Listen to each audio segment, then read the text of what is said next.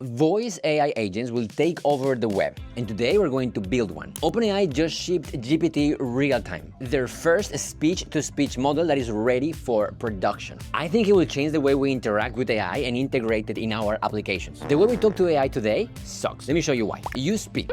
Then a speech-to-text model has to figure out exactly what you said. The text gets sent to an AI like GPT. The AI reads your sentence, then the AI writes the reply, and a text-to-speech model converts that reply back into audio. And then you hear it. Speech to text to AI to text to speech. 5 steps. Half a second to a full second of silence between each one. That delay is what every voice assistant ever has felt clunky. But even with this broken pipeline, at Klarna, a fintech with 150 million users, their AI is already doing the work of 700 customer service agents. Air India is already handling 40,000 questions a day, and 97% of them without a human. And Erica, the AI assistant of Bank of America, handled 676 million interactions last year. Voice is winning and it's just getting started. You will see it in places you never thought you wanted it. And with GPT Realtime, those 5 steps, speech to text to AI to text to speech, disappear. GPT Realtime is one model, not 5. Audio goes in,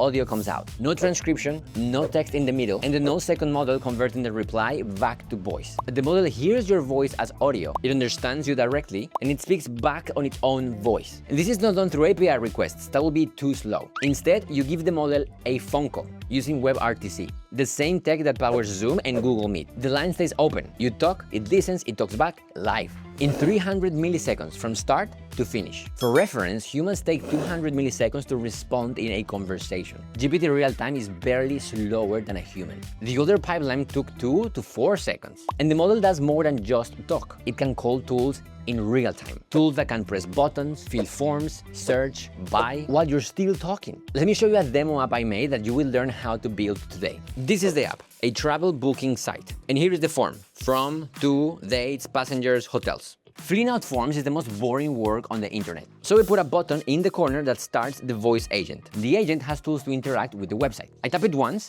the mic turns on, and I just talk. Hey, can you hear me? Yes, I can hear you loud and clear. How can I help you today? Listen to that. No robot voice, no delays. Now watch this. I want to fly from Lisbon to Marrakesh next Friday, coming back Sunday. 2 adults, window seats, and a 4-star Riad in the Medina for the same nights. Under $200 a night. Got it. Your trip details are all set with a 4-star Riad in the Medina and window seats. Ready to search whenever you are. Watch the form. Lisbon, Marrakesh, Friday, Sunday, 2 adults, window, Medina, 4-star, and $200. The whole form in 1 sentence. I can change my mind. Actually, make it 3 adults. I've updated it to 3 adults. Let me know if you're ready to search. And 1 more night at the hotel. I've added 1 more night to your hotel stay, returning on Monday. Ready to see the options? Okay, search now. Here come your search results. Hope you find the perfect match. Do you realize what this means? Every website can have a copilot now. Every company, no matter how tiny, can have a call center. Every kid in the world can have a personal tutor, 24/7, real time. Isn't this insane? Now, let me show you how the code looks like. I'm going to show you only the parts that matter, the voice agent code. For everything else, there is a link to GitHub in the description below. But you aren't allowed to click in that link until you like and subscribe. Let's start. To make a phone call to the model, we first have to grab the telephone. We make a peer connection. That is the WebRTC call itself.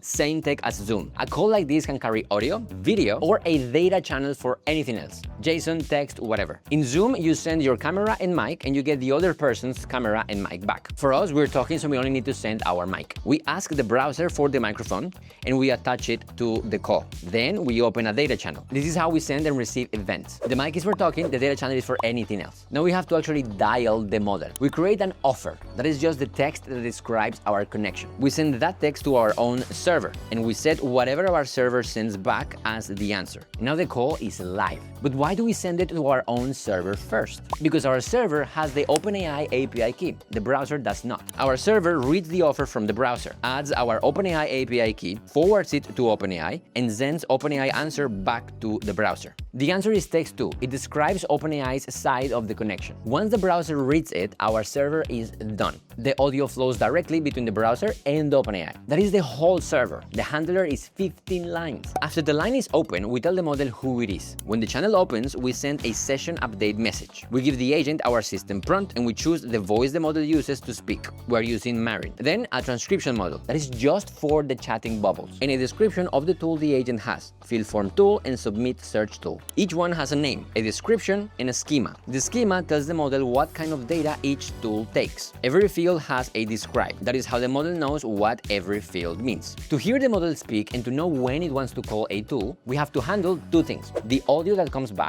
and the events in the data channel. First, we put an audio element on the page. Then, whenever the model sends audio, we point the element at the stream so the browser plays it. For the tools, we listen on the data channel. Every time a message arrives, we check that the message type is function call arguments done. That fires when the model decides we should call one of our tools. If the model called fill form, we run on fill, which updates the React state behind the form. If it called submit search, we run on search, which switches the page to the results view. Now stop and think about that for a second. The agent can click buttons, fill inputs, navigate pages, add items to a cart, and submit forms. Anything you can write a function for, the agent can call. Imagine the possibilities. After we run the tool, the model needs to know it worked. So we send back an event with type function call output saying it all went well. For the chat bubbles, we listen to other types of events on the same data channel. We use the input audio transcription delta to get the partial text from the user as they speak, and input audio transcription completed that tells us when the user stops talking.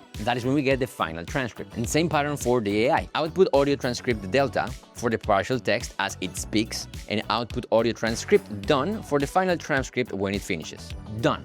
Now, the cost. GPT Realtime is not free, but it's not expensive either. Roughly 10 to 15 cents per minute of conversation. And the parts of your system prompt that do not change get cached for almost nothing. 40 cents per million tokens. So at scale, this is cheaper than hiring a single human for an hour. Now think about that for a second. Voice agents are a brand new layer on the web. Forms become conversations. Dashboards become questions. Apps that talk back to you. For the first time, you can build a copilot for any product you already have, and it is just one API call away. In our AI Agents Masterclass, we already covered CrewAI, the OpenAI Agents SDK, LangGraph, Google ADK, and the Claude SDK. If you also think that real-time is very cool, let me know in the comments if I should record a free bonus on it next. We will go deeper, build a real voice agent, connect it to a real backend, maybe even hook it up to a real phone number with SIP. 오늘도 감사하고 사랑합니다. See you on the next one. 다음에 봐요. Bye bye.